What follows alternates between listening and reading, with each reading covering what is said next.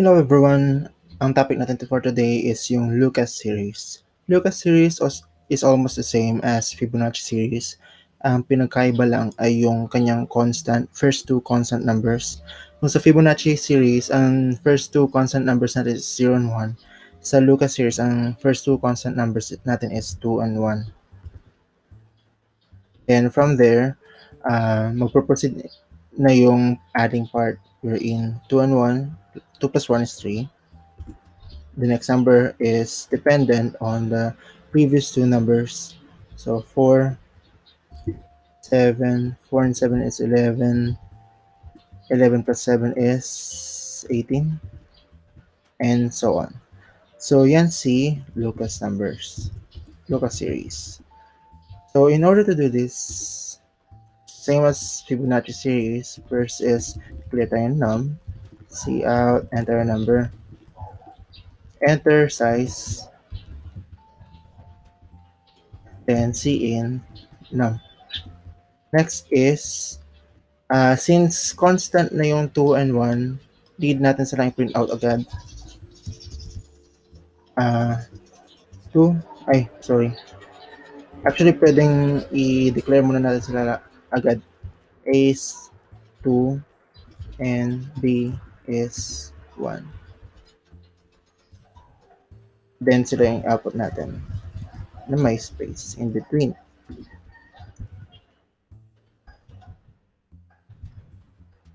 Next is yung looping part. For in I is equals to, since na una na yung first two numbers, always start na tayo sa 2. Bakit 2? Kasi na occupy na natin yung space na 0 and 1 or yung numbers 0 and 1.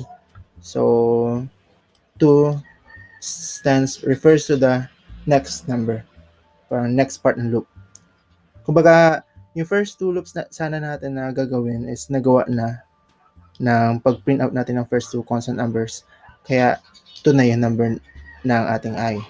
Next is less than, equal, actually less than num, then I plus plus. See out, bawal muna mag-see out. I-plus muna natin yung number na 2 and 1 via C. C is equals to A plus B. Then, see out natin sila. C na may space.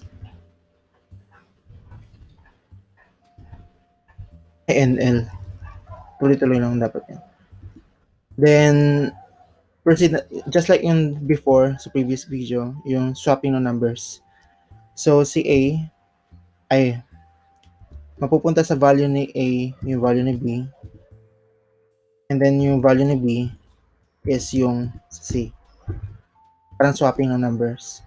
Yung full explanation nito is makikita nyo sa Fibonacci series na video. So, doon nyo malalaman. And I think that's it. Try natin.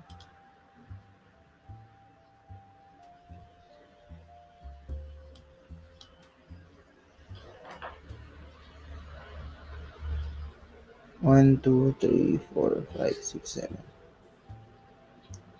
So when I enter 7, let's assume na dapat ito yung exact na lalabas sa kanya. So 2, 1, 3, 4, 7, 11, 18. Try pa nga natin ng iba pa.